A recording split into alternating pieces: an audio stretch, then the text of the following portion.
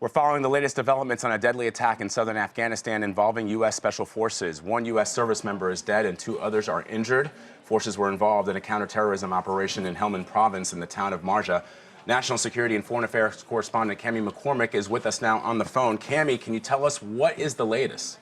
Well, details on the actual battle are still very sketchy. The U.S. Special Operations Forces have been in that region, along with British Special Operations Forces, to assist the Afghans in what has been a real resurgence of the Taliban there. There has been great concern about the Taliban advances in that area. The U.S. has continued to insist that the U.S. Special Operations Forces are working in a train, advise, and assist capacity, but today we saw how dangerous that battlefield was. One report says they were on a road assisting the Afghans in clearing this area when they came under attack. And as you said, one was killed and two were wounded.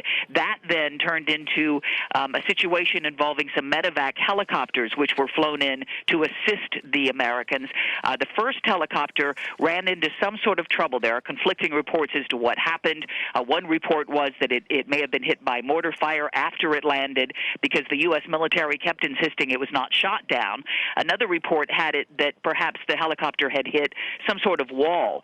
The latest we're hearing from the U.S. military is that it was damaged while landing. Its rotors were damaged, but it's not clear how. And in fact, we've also just learned that a second helicopter that was flown in to assist these Americans was damaged by small arms fire, and it had to return to camp.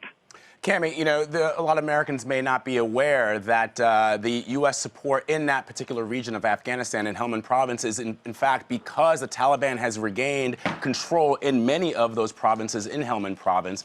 Why is this so significant to the United States' efforts in that country? Well, it's very significant at this moment in time because the U.S. is about to start drawing down more forces. The U.S. commander there, General John Campbell, has been watching this very carefully. He's been very concerned about it. I just spoke to him a couple of weeks ago when I was in Afghanistan. He said it has been a very, very tough fighting season for the Afghans. It's been the first fighting season in which they've taken the lead, and the Americans have been in the background.